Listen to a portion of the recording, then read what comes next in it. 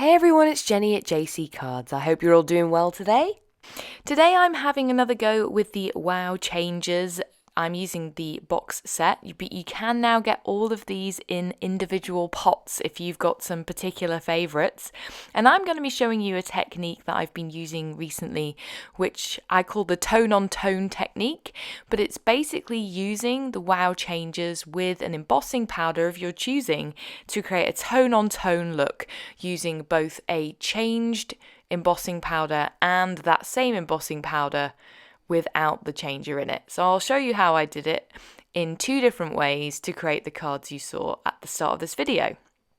So first off, I'm taking a 4¼ inch by 5½ inch panel of the Wow Embossing cardstock, and I've grabbed a sheet of printer paper just to protect my work surface, and I'm coating it completely with Wow Embossing ink. I'm then going to choose my embossing powder. I'm using a bunch of metallic embossing powders today. This one is Etched Platinum. It's from the Seth Apter METALZ with a Z trio from Wow. These are kind of distressed, vintagey looking versions of embossing powders that are the metallic embossing powders. So copper is in there, platinum is in there. I think there's a gold in there as well. They're really good. They're kind of like a blend of different colours to make up that platinum, and I'm coating the entire panel with my embossing ink and shaking the powder over it. Now once that panel's cooled, I'm going to add another layer on top, but this time I'm going to use my changers. So I've grabbed the texture changers here and one of the empty pots, and I'm scooping 3 spoonfuls. This is like a mini spoon that I've got, it's from Nouveau, and I'm just scooping 3 spoonfuls into a pot here. Now it's important to use a metal spoon when you use these changers. You're just trying to avoid getting a lot of extra static electricity into the pots, so use a metal spoon. I think that's one of the recommendations Marion has. Just anything that will allow you to have an equal amount of changer and your embossing powder. And then once you've added in that same equal amount of embossing powder into your pot, this is again the Etched Platinum, give it a really good shake. Now on my panel I am grabbing a stencil here and I'm taping it at the back because I'm going to use my embossing ink to create that stenciled image on the top of my embossed panel. This stencil is from Gina Designs. It is the Snowflake Mandala. You've seen me use this one before and it's one of my favourite stencils.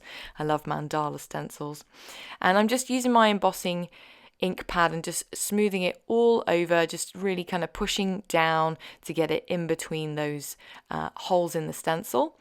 And then I'm going to carefully remove it, being careful not to smear, and then remove that tape. And I didn't use an embossing powder tool like static tool before I did this. You don't need to. It doesn't matter if you get any stray embossing powder flecks because they're just going to melt into the background. We're doing a tone on tone here. If you were doing different colours, you probably would want to do that. And then I'm using my mixture. I'm just going to shake it all over that embossing ink, and you'll see that you start to get that pattern showing through. I'm then going to heat it with my heat tool, and because we've added texture into that embossing powder, it shows up really well.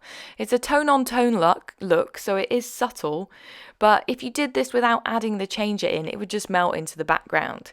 And because we've added that texture in, it also feels really kind of cool and bumpy. You can feel that pattern when you rub your finger over the top of it. So I'm going to set that to one side, and I'm grabbing a different embossing powder now and doing the same thing again just to show you a slightly different way to do it. This is the metallic rose gold embossing powder. It's a colour blend and lots of different colours of like copper and then kind of a pale pinkish colour.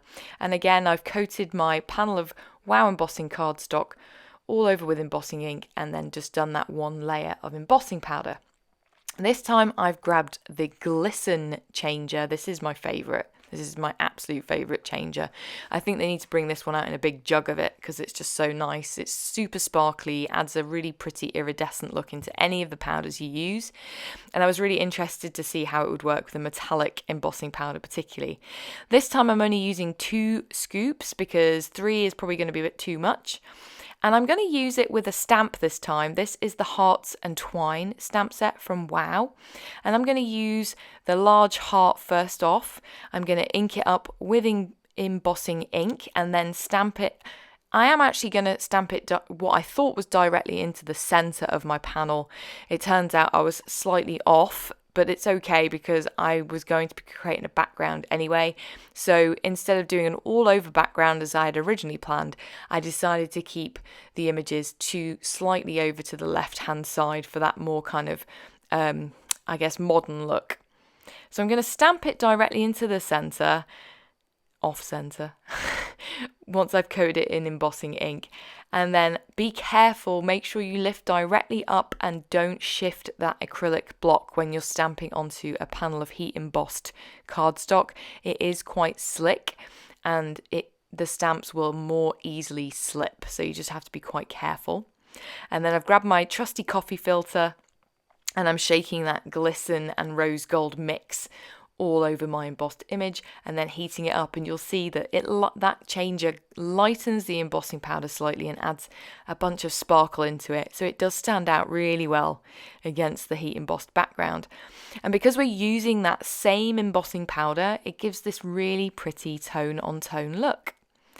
So I'm using that same stamp again, stamping it a couple more times, and then I'm going to go back to the stamp set and grab the smaller stamp, the smaller heart stamp that in a couple of places as well. So you see I'm building up a background going from the large size to the smaller size, and then you'll also see that I grab that kind of twinkly firework type looking stamp and stamp that in a couple of places as well.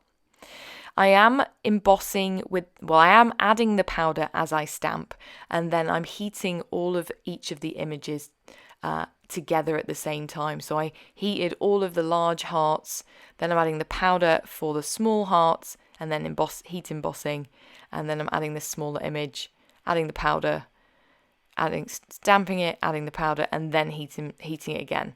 There isn't a particular reason for that, but it just seems to work well for me. Now to finish my cards, I've added them to a white note card made from 110 pound Neenah Solar White cardstock using really strong double-sided tape. And then I've grabbed these sentiment stamps. These are new from Altenew. They are the Mega Label Love stamp set. And I've grabbed the For You and the Celebrate. I've inked them up in Obsidian Pigment ink from Altenew, and I'm going to stamp those down. And because pigment ink stays wet for a little bit longer, you can actually heat emboss with it. And I thought I'd try using one of the changers on its own. So I've grabbed the Sheen, which is the other changer from the kit that you can get. You can also buy it on its own. And then I heat embossed it over the top, and you can see it made that black ink look almost iridescent. It's like a really cool look. It's a little bit different to what you'd get if you just added normal clear embossing powder over the top, but it also doesn't have the sparkle if you just used clear glitter. So it is a little bit different. And then I trimmed out those sentiments, leaving a white border, and popped them up on foam tape to finish my cards. I hope this video gave you some ideas for using the WOW changers, a little bit different. I do have another video available that shows you a bit more about the basics of using the WOW changers, and there's lots of other videos available on the WOW Embossing channel where this video first appeared. Have a wonderful day. Bye.